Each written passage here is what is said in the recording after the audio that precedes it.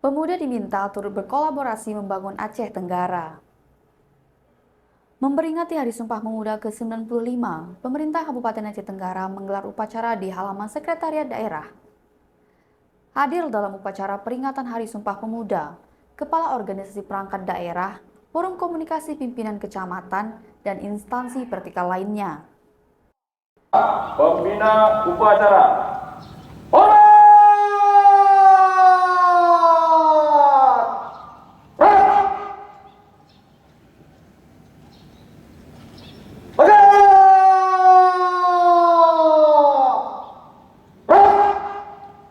Dengan semangat peringatan Hari Sumpah Pemuda ke-95, pelaksana tugas Sekretaris Daerah Yusrizal ST mengajak seluruh pemuda untuk dapat bersama-sama berkolaborasi melaksanakan pembangunan di Aceh Tenggara. Sehingga untuk 30 tahun ke depan, pemuda dapat berperan aktif dalam membangun daerah.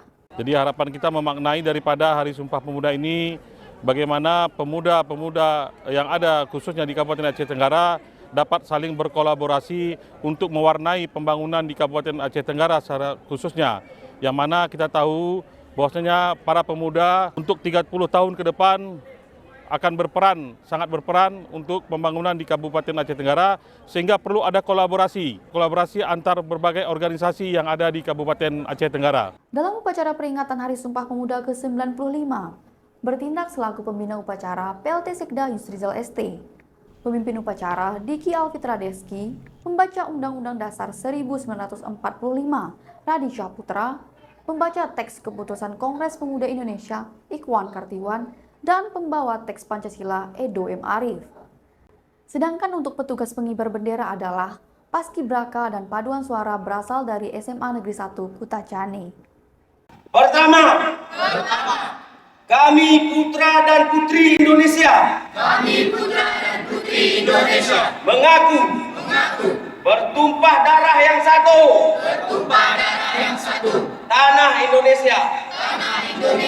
Kedua, kami putra dan putri Indonesia. Mengaku berbangsa yang satu.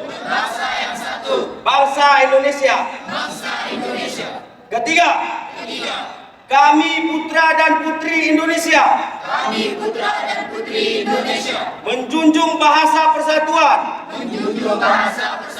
Bahasa Indonesia.